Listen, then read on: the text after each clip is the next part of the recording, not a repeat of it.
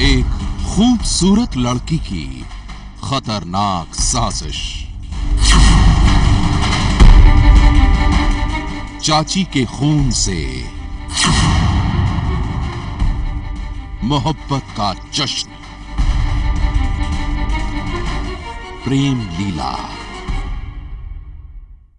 सनसनी में आज कहानी उस साजिश की जिसके खुलासे ने हर किसी को चौंका दिया है। दास्तान कॉलेज में पढ़ने वाली एक ऐसी खूबसूरत लड़की की है जिसने मोहब्बत में रिश्तों की बलि दे दी और फिर बहा दिया अपनी ही चाची का खून। शालू। इस खूबसूरत लड़की की कहानी सुनेंगे तो कांप जाएंगे। मेरठ की रहने वाली इस लड़की को पुलिस ने एक बेहद ही संगीन आरोप में गिरफ्तार किया है। पुलिस का कहना है कि शालू ने अपनी ही चाची निर्मला देवी की हत्या की खौफनाक साजिश रची है।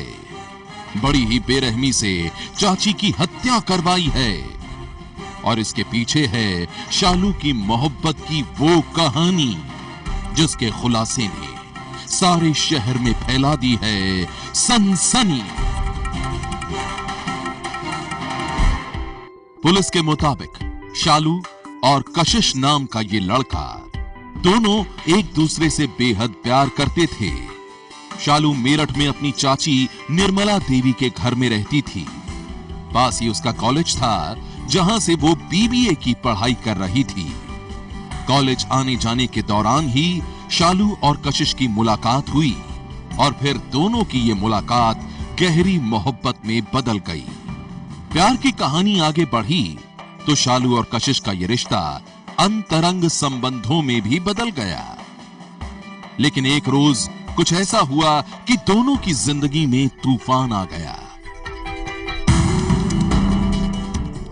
पुलिस के मुताबिक शालू अपने प्यार की इस कहानी को चाची निर्मला देवी की नजरों से बचाकर रखना चाहती थी, लेकिन इत्तेफाक से निर्मला देवी को सब कुछ मालूम हो गया और फिर उन्होंने शालू को बहुत डांटा। उन्होंने शालू से कहा, तुम यहाँ पढ़ने आई थी, लेकिन पढ़ाई के बदले तुम तो कुछ और ही कर रही हो। आने तो तुम्हारे चाचा को, मैं सब बताती हूँ। शालू है, उसके संबंध कशिश से थे और इस बात के कुछ और भी मेडिकल डॉक्यूमेंट थे जिनके बारे में इंजीनियर की पत्नी निर्मला देवी को पता चल गया था और उन्होंने डांट कर कहा था कि ये सारी चीज इंजीनियर साहब को बताएंगे। पुलिस के मुताबिक शालू अपनी चाची निर्मला देवी की इस धमकी से बेहद डर गई थी।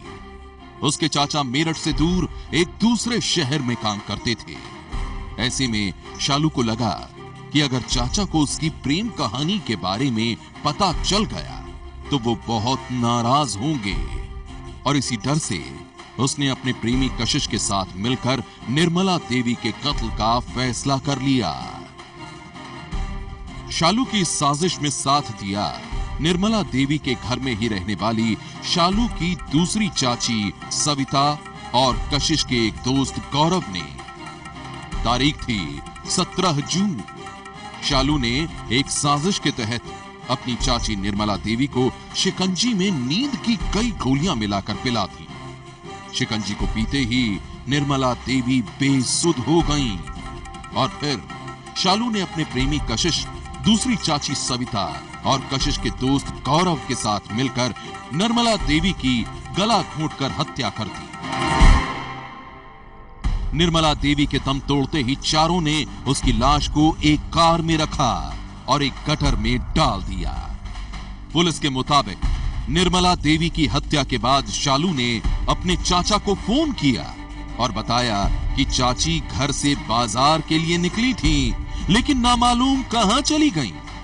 पत्नी के गायब होने की खबर मिलने पर शालू के चाचा फौरन घर पहुंचे और फिर मेरठ पुलिस को पूरे मामले की इत्तला दी।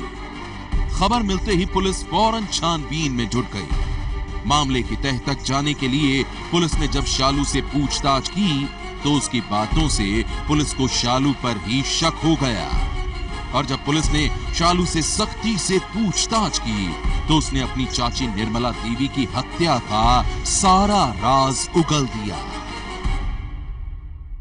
इंजीनियर साहब की जो भतीजी है उसने इंजीनियर साहब की पत्नी को जब वो टहल के वापस आई थी तो शिकंजी दी थी, जिसमें उसने कुछ नींद की गोलियां डालकर दी थी, जिससे वो अर्धनिद्रा की स्थिति में थी तथा उनकी हत्या उन्हीं के बेडरूम में इन सब लोगों ने मिलकर कारित कर दी तथा हत्या करने के बाद उनके शव को वैगनआर गाड़ी में रखकर और पीछे के रास्ते से पल्लवपुरम फेज 1 के पीछे जो खाली एरिया है उधर जो गटर जाता है उसमें मेन होल का ढक्कन खोलकर उनके शव को छुपा दिया था। पुलिस के सामने शालू ने जैसे ही अपनी मोहब्बत और चाची निर्मला देवी की हत्या की कहानी का खुलासा किया, पुलिस ने शालू के साथ ही हत्या में शामिल शालू के प्रेमी कशिश और दूसरे आरोपियों को भी गिरफ्तार कर लिया। पुलिस अब इन सभी आरोपियों के खिलाफ पुख्ता सबूत जुटा रही है। वहीं इलाके के लोग शालू की उस प्रेम कहानी को सुनकर सन्न हैं, जिसने उसे अपनी ही चाची का कातिल बना दिया। सनसनी के लिए मेरठ से सुधीर चौहान की रिपोर्ट। सनसनी। यह कहानी भी एक साजिश की है, एक तरफा प्यार में मौत की ऐसी खौफनाक साजिश जिसने छीन ली है एक परिवार की लाडली बेटी की जिंदगी। शालिनी, यही नाम था इस लड़की का। देहरादून की रहने वाली शालिनी इंटर की पढ़ाई कर रही थी। घर वाले प्यार से इसे शालू के नाम से बुलाते थे। 20 तारीख की रात शालिनी ने अपने घर वालों के साथ 21 तारीख की सुबह योग दिवस पर अपने इलाके में योग करने का प्रोग्राम बनाया था। लेकिन सुबह जब घर वाले नींद से जागे तो शालिनी अपने कमरे से गायब थी। घर वालों को लगा कि वो घर के बाहर उनका इंतजार कर रही होगी और जैसे ही घर के लोग दरवाजा खोलकर बाहर निकले, उन्हें खून से लथपथ मिली शालिनी की लाश। किसी ने बेरहमी से उसे मौत के घाट उतार डाला था। देहरादून के पौष इलाके पाम सिटी में हुई कत्ल की इस वारदात की खबर पाकर देहरादून पुलिस जांच में जुट गई और जब पुलिस की तफ्तीश किसी नतीजे पर पहुंची तो सामने आई एक सनकी आशिक के खूनी खेल की दास्तान। मर्डर के इरादे से नहीं आए थे, लेकिन एकदम बातचीत में और जब शालू के मना करने पर तो मैं नहीं जाएगी तो आपस में थप्पड़, और शालू ने थप्पड़ भी मारा जैसा ये बता रहे हैं कि इन्होंने भी थप्पड़ मारा। होते होते एग्रीवेट हो गए दोनों और उसके बाद ये घटना घटी। 3 लड़के पकड़े गए हैं। एक रवि नाम का लड़का है और उसके 2 साथी। देहरादून पुलिस के मुताबिक उसकी गिरफ्त में आए रवि राजपूत और इसके 2 साथियों ने मिलकर शालिनी को 20 तारीख की देर रात मौत के घाट उतार डाला। पुलिस की माने तो कत्ल की इस वारदात के पीछे रवि राजपूत की एक तरफा मोहब्बत की कहानी है। जांच में पुलिस को पता चला है कि रवि राजपूत शालिनी से एक तरफा मोहब्बत करता था। शालिनी उसे नहीं चाहती थी, लेकिन रवि उसे हर हाल में अपना बनाना चाहता था। इसलिए वो अक्सर उसका पीछा किया करता था। वो कभी उससे फोन पर बातें किया करता था तो कभी वो उससे मिलकर अपने दिल की बातें बयान करता था। शालिनी उसे कई बार ये समझा चुकी थी कि वो उससे प्यार नहीं करती। इतना ही नहीं, शालिनी ने उससे ये भी कहा था कि वो उसका पीछा ना करे, लेकिन शालिनी की इस बेरुखी को समझने की बजाय वो हाथ धोकर उसके पीछे पड़ गया। प्यार से बात नहीं बनती देख वो उसे धमकियां देने लगा, लेकिन जब धमकियों से भी बात नहीं बनी तो उसने 20 तारीख की रात शालिनी को मौत के घाट उतार डाला। क्या कर रहे थे आप उससे? साथ चलने के लिए जा रहा था। अच्छा, तो क्या वो मना कर दी थी। अच्छा, तो आप लोगों ने कुछ सोचा था इसे मार देंगे या नहीं? अच्छा, थप्पड़ मारा था। थे आप देहरादून में? भैया के साथ रहता था। तो कब से जानते थे सब? 8-9 महीने से। 8-9 महीने से। क्या दोस्ती थी तुम लोगों के बीच? क्या बातचीत होती थी? अक्सर मिले जाते थे वहाँ? नहीं, हफ्ते में चला जाता था। रवि ने पुलिस के सामने खुलासा किया है कि 20 तारीख की रात वो शालिनी से मिलने के लिए उसके घर पहुंचा था। उसके बुलाने पर शालिनी घर से बाहर आ गई। इसी दौरान रवि और उसके बीच किसी बात पर झगड़ा शुरू हो गया और फिर रवि ने अपने साथियों के साथ मिलकर उसे लोहे की रॉड से बेरहमी से मार डाला। शालिनी को मौत के घाट उतारने के बाद ये तीनों वहां से फरार हो गए, लेकिन पुलिस ने इन्हें धर दबोचा।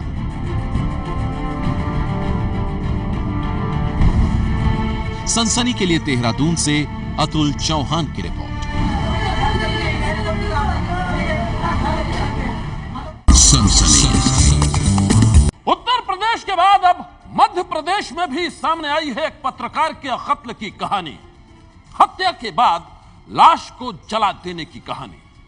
ऐसी खौफनाक कहानी जिसके खुलासे ने सारे शहर में फैला दी है सनसनी। रोता बिलखता ये परिवार बालाघाट के रहने वाले उस स्वतंत्र पत्रकार का है जिसने सच बोलने की कीमत अपनी जान देकर चुकाई है।